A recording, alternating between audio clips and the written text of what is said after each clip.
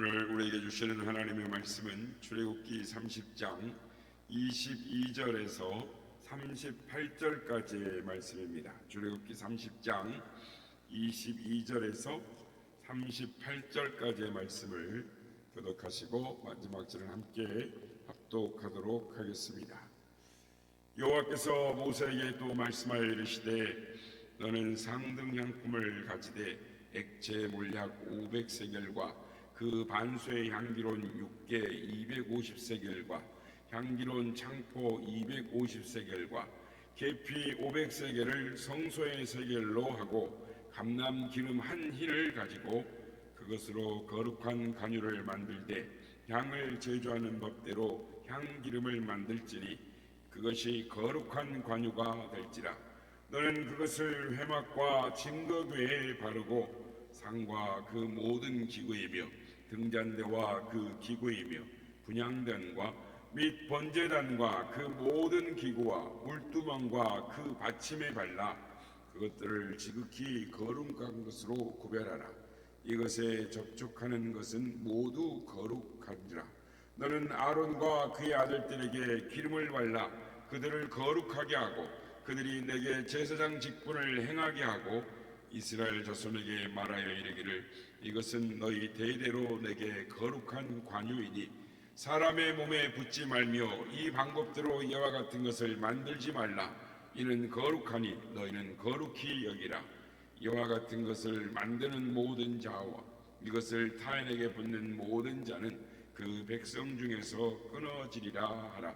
여호와께서 모세에게 이르시되 너는 소합향과 나감향과 풍자향의 향품을 가져다가 그 향품을 유황에 섞되 각기 같은 분량으로 하고 그것으로 향을 만들되 향 만드는 법대로 만들고 그것에 소금을 쳐서 성결하게 하고 그 향 얼마를 곱게 찌어 내가 너와 만날 회막안 증거궤 앞에 두라. 이 향은 너희에게 지극히 거룩하니라. 내가 여호와를 위하여 만들 향은 거룩한 것이니 너희를 위하여는 그 방법대로 만들지 말라. 냄새를 맡으려고 이 같은 것을 다 같이요. 냄새를 맡으려고 이 같은 것을 만드는 모든 자는 그 백성 중에서 끊어지리라. 아멘. 할렐루야. 오늘도 우리와 함께 하신 주님을 찬양합니다. 오늘 본문의 말씀은 관유와 이 성막에서 분향단이죠. 분향단에서 살을 이 향을 만드는 이 방법에 대해서 말씀을 하고 있습니다. 오늘 보면 앞절 21절까지는 성막 안에 성막의 건축과 성막 안의 기구들을 어떻게 만들 것인가, 또 그것에 대한 사용 규례들을 말씀을 하고 있습니다. 근데 오늘 본문에는 전혀 다른 말씀을 하는 것이죠. 다른 명령이 나오는데, 즉 관유와 향 제조법과 그리고 사용에 대한 이 규례인 것입니다.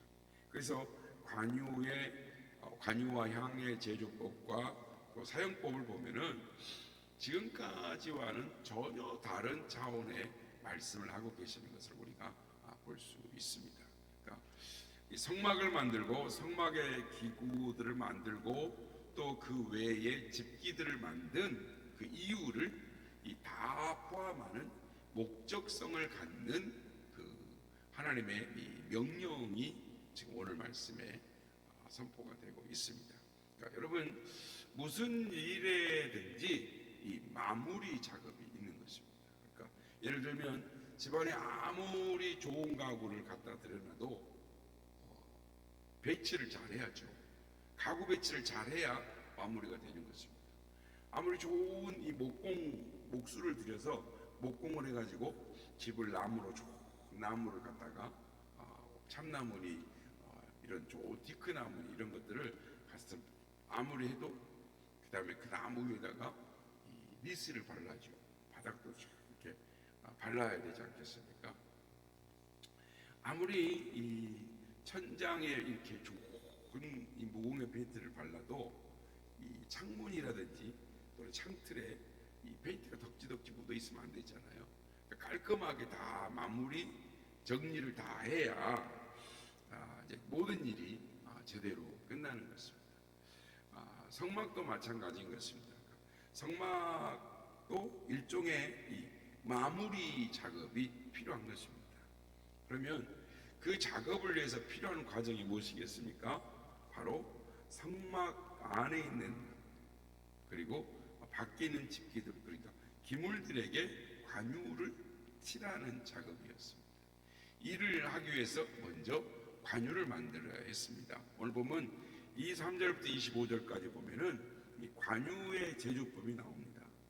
여기 언급된 게 모략, 육개, 창포, 계피, 감람, 기름 이런 것들이 있는데 이것들은 그 당시에 이 최고의 이 고급품들이었습니다. 이런 물질들은 그 당시에 의약품이라든지 화장품의 최고의 물품이었다는 것이죠. 그런데 하나님께서 이 광야의 이 어려운 살림살이이지 않았습니까? 지금 이 광야의 어려운 살림살에서 그 명품들을 구해다가 기름을 만들라는 것입니다. 여러분 왜 그러셨을까요? 29절에 보면은 그 이유가 나옵니다. 29절, 그것들을 지극히 거룩한 것으로 구별하라. 이것에 접촉하는 모든 것은 거룩하리라. 여러분, 관유를 칠하는 것은 상징적인 의미가 있습니다. 하나님께서 성막의 모든 기구들을 그 외 바깥에 있는 물두멍의 받침대까지 다 관유를 바르라고 하십니다.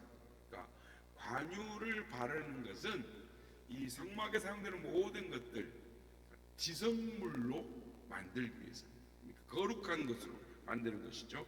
그래서 성막의 기구와 집기들이 관유로 발라지기 전까지는 그 안에 있는 성막 안에 있는 물건이나 성막 바깥에 있는 물건이나 다 똑같은 것입니다. 아무리 그 모양이 아름답고 기묘하게 만들어졌다 할지라도 관유가 발라지지 않으면 그것은 하나님 앞에서 떼고 더러운 것이 될 수밖에 없는 것입니다. 그러나 관유가 발라짐으로 말미암아 성막 안의 기구들과 바깥의 집기들이 다 거룩해진 것이죠. 그러니까 구별되어진 것입니다. 이것은 우리가 자주 쓰는 말로 성령의 기름 부으심을 의미하는 것입니다. 관유 바르는 이 절차를 통해서 하나님께서 성막의 모든 것들을 거룩하게 만들어 주셨습니다. 그렇습니다. 우리 성도들도 마찬가지인 것입니다. 성령의 인치심으로 성령의 기름 부으심으로 우리가 거룩해지는 것이죠. 여기서 기름 부으심이라는 것은 하나님의 구속하심을 말씀하는 것입니다. 그래서 하나님이 우리를 예수 그리스도 안에서 예수 그리스도의 피로 값주고 사셔서 우리가 예수 그리스도 안에서 하나님의 자녀가 되게 하시고 하나님의 백성 거룩한 자가 되게 하셨죠. 그래서 베드로전서 2장 9절 10절 말씀에 보면 그러나 너희는 택하신 족속이요 왕같은 제사장들이요 거룩한 나라요 그의 소유된 백성이니 너희를 어두운 데서 불러내은 자의 그의 기이한 밑에 들어가 계신 이의 아름다운 덕을 선포하게 하려 하심이라.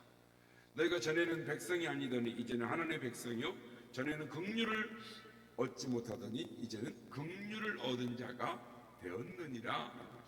성도 여러분, 이 성령의 기름 부으심, 인치심으로 예수 그리스도 안에서 왕같은 제사장이요 거룩한 나라요 특별히 택하신 족속이 되었다라는 것. 그러니까 하나님의 긍휼을 입은 자가 되었다라는 것이죠. 그래서 우리가 어떤 존재가 되었습니까? 축복의 통로가 되었습니다. 창세기 보면 하나님께서 아브라함에게 이런 말씀을 하십니다. 창세기 10장 3절 너를 축복하는 자에게는 내가 복을 내리고 너를 저주하는 자에게는 내가 저주하리니 땅의 모든 족속이 너로 말미암아 복을 얻을 것이라 하신지라라고 말씀합니다.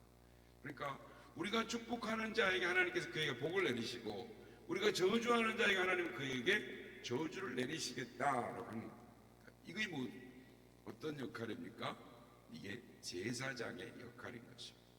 그러니까 사랑하는 여러분, 아브라함을 부르실 때 그를 축복의 통로, 제사장으로 삼았던 것처럼 하나님이 지금도 우리를 제사장으로 부르시고 우리 주변의 사람들, 세상에 믿지 않는 사람들을 위해서 기도하며 우리가 중보할 때, 즉 아브라함이 복을 빌 때 복을 주신다고 말씀합니다. 축복의 통로, 너는 복의 근원이 될지라 말씀하신 것처럼 우리를 너희는 왕 같은 제사장이라고 말씀하시는 것입니다. 그래서 우리의 중보의 기도를 통해 하나님께서 우리의 기도를 들으시는 줄로 믿습니다. 성막의 관유를 바르는 이런 행위에 이 놀라운 상징적인 의미들이 담겨져 있는 것이죠. 그런데 오늘 본문 29절에 보면 또 이런 말씀을 하십니다. 그것들을 지극히 거룩한 것으로 구별하라. 이것에 접촉하는 것은 모두가 다 거룩하리라 라고 말씀합니다. 그러니까 관유를 바름으로 성막의 모든 기구들이 거룩하게 되었습니다. 그리고 그것에 접촉하는 자는 어떻게 된다고요? 거룩해진답니다. 그래서 레위기에 보면 속건제라는 제사가 나옵니다. 그러니까 성막에 부지 중에 접촉되거나 또는 그것을 만지게 되면 거룩해지는 거예요. 그러니까 그것에 대한 접촉된 부지 중에 대한 죄를 사하는 제사를 속건제로 드려야 했던 것입니다. 그렇지 않으면 죽여야 했던 거예요. 죽이거나 하나님께 소속되어서 성막에 물깃는 자, 남 패는 자가 되는 것이죠. 그렇다면 여러분, 예수 그리스도 안에서 성령의 기름 부으심, 인침을 받아 거룩해진 우리 성도들에게 이 말씀이 그럼 우리에게는 어떤 의미가 있을까요? 이 말씀을 어떻게 받아들여야겠습니까? 여러분, 우리 주변의 것들을 살펴보시길 바랍니다. 여러분의 삶을, 여러분과 관계된 것들을 점검해 보시길 바랍니다. 그러니까 우리는 어제도 또 한 주간도 이렇게 이제 우리가 살아왔습니다. 그렇다면 우리는 어떤 삶을 살아왔는가? 세상 사람들과 아마 차별 없는 삶을 살아왔을 것입니다. 잘 살펴보면 하나님을 믿는다고 하는 우리들도 우리의 주변의 이웃들과 불신자들과 별로 차이 없이 살아온 것을 보게 됩니다. 그들과 같은 말을 하고 그들과 같은 행동을 하고 그들과 더불어 살아가고 있습니다. 이것이 우리의 인생이다라고 할 것입니다. 그런데 중요한 것은 그것으로 끝나지 않는다라는 것입니다. 과연 우리의 삶에 하나님의 기름 부으심이 있느냐라는 것입니다. 하나님의 관유가 그런 우리의 일상의 삶들에 칠해져 있느냐, 우리 자신을 살펴봐야 되는 것입니다. 그러니까 우리의 말과 행동과 우리의 살아가는 생업과 우리가 만나는 사람들과 그리고 우리가 돈 쓰는 문제, 크게는 우리가 집을 사고 파는 문제들이라든지 또는 신앙 공동체 안에서 우리 교회의 사역의 문제와 더 나아가서 작은 우리의 신앙적 행위들 하나도 빼놓지 않고 뭐가 있어야 된다고요? 하나님의 기름 부으심이 있어야 한다라고 우리가 받아들일 수 있는 것입니다. 그러니까 하나님의 관유가 그 위에 칠해져 있어야 한다라는 것입니다. 그래야 소위 성공적인 크리스찬, 구원에 합당한 삶을 살아가는 삶을 살 수 있다라는 것이죠. 그래서 오늘 보면 31절, 33절에 보면은 거룩하게 제조된 관유는 함부로 사용하면 안 된다라고 말씀합니다. 특별히 세속적인 몸치장이라든지 또는 그런 목적으로 타인에게 그 관유를 만들고 사고 팔면 안 된다라고 말씀합니다. 그러니까 관유는 여호와의 성물에 칠해지는 것들과 제사장에 부어지는 것 외에는 다른 데에 사용하면 절대로 안 되는 것입니다. 만약에 다른 데 사용하면 목숨까지 위태로워지는 것입니다. 그러므로 성령의 인치심, 성령의 기름 부으심을 받은 성도는 거룩해야 한다. 구별된 삶을 살아야 한다라는 것입니다. 그래서 구별된 삶을 살아 하나님께 영광을 돌리는 것이 우리의 삶의 목적이다라고 말씀하는 것입니다. 그래서 우리는 우리가 어떤 삶을 살아가야 하는가? 관유의 기름 부으심, 성령의 기름 부음과 인치심에 합당한 삶을 살아내어야 한다는 것을 우리는 깨닫게 되는 것입니다. 두 번째로 오늘 34절에서 38절에 보면 향제조, 그러니까 분향단에 사르는 향제조에 관한 규례가 나오는데요. 마찬가지로 분향단에 피울 향의 제조도 사람을 위해서는 사용되어서는 안 된다라고 말씀합니다. 37절부터 38절 말씀 보면 내가 여호와를 위하여 만들 향은 거룩한 것이니 너희를 위하여는 그 방법대로 만들지 말라. 냄새를 맡으려고 이와 같은 것을 만드는 모든 자는 그 백성 중에서 끊어지리라. 그러니까 이 모든 것은 여호와를 위한 것이기 때문에 너희를 위하여 만들거나 사용돼서, 그러니까 맡아서도 안 된다. 그래서 38절에 보면 맡으려고, 그러니까 자기의 육체적 만족을 위해서 이걸 쓰면 안 된다라는 거예요. 그러니까 오직 이 향은 하나님 여호와를 위해서 피워 올려드리는 것이 되어야 한다. 이게 무슨 말일까요? 이걸 우리 삶에 적용해 보면 그건 정확한 것입니다.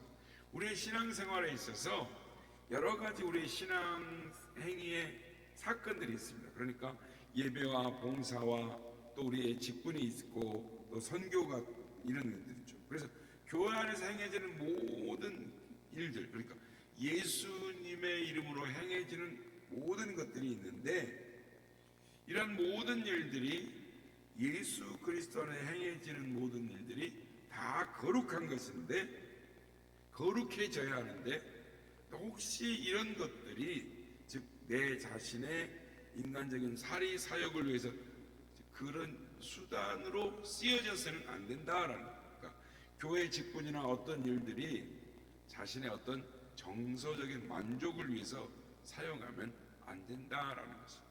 그러니까 예를 들면 제가 목사로서의 저의 성직을 제 자신의 명예를 저 자신을 드러내는 것으로 사용하면 안 된다라는 거예요.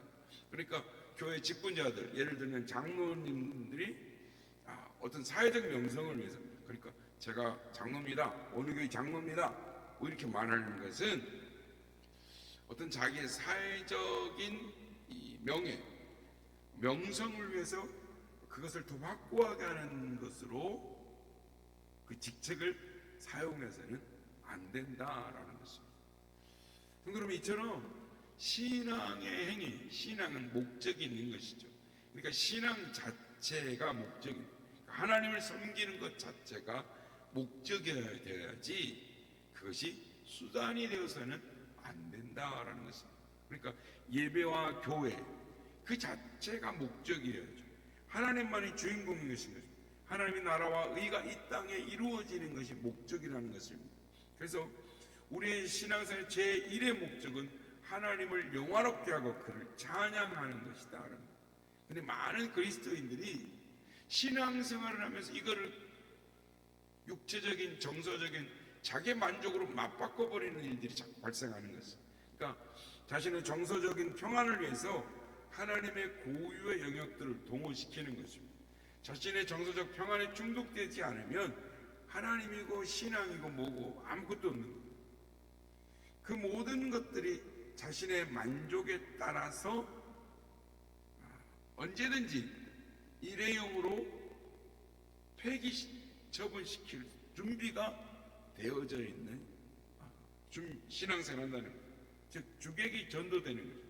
우리가 하나님의 영광을 위해 존재하는 것인데 우리의 영광을 위해서 하나님을 등장시키고 하나님의 이름을 판단하는 거예요.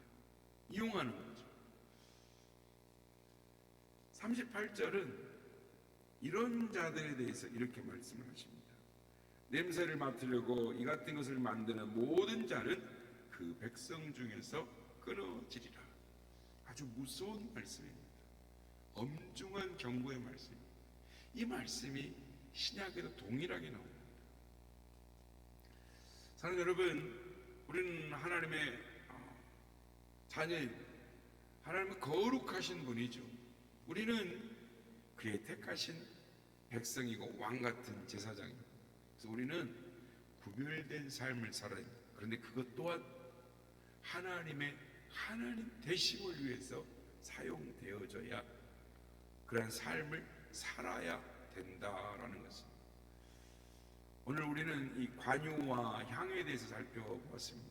말하기는 우리의 신앙의 삶의 목적이 무엇인지 잘 살펴보아야 합니다.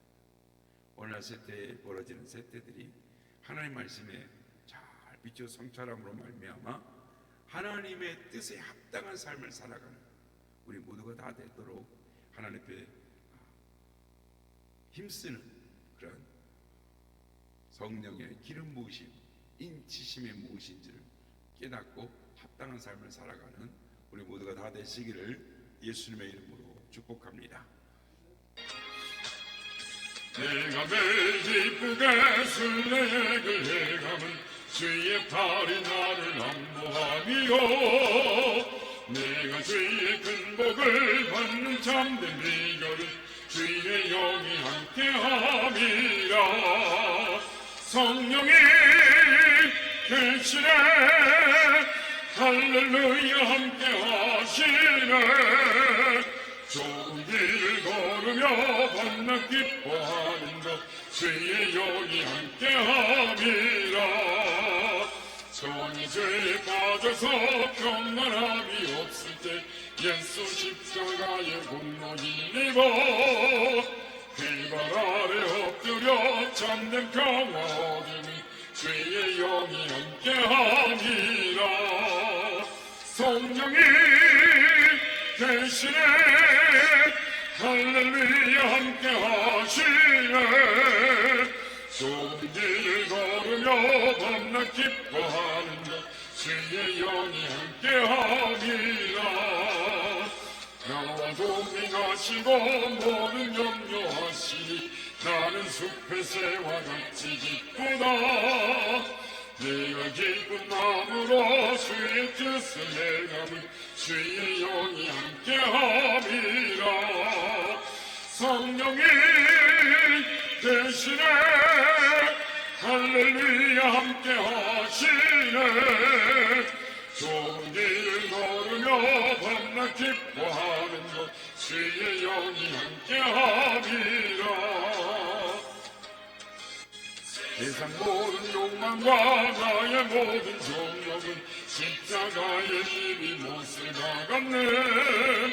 어두운 밤이 지나고 무거운 짐 못으니 주의 영이 함께함이라. 성령이 계시네, 할렐루야 함께하시네. 좋은 길을 걸으며 밤낮 기뻐하는 것 주의 영이 함께함이라. 아멘. 하나님께서 성막에 모든 것을 만들게 하셨습니다. 그런데 그 이유와 목적이 있었습니다. 마무리 작업이 하나님이 마지막에 결론이 나오는 것이죠. 왜 그걸 만들려고 했을까? 그걸 통해 무슨 일을 하시려고 만들려고 했을까? 마지막에 관유를, 기름을 바르라고 하십니다. 오늘날 우리가 하나님 안에서 하나님의 성령의 기름 부으심, 인침을 받는 자가 되었습니다.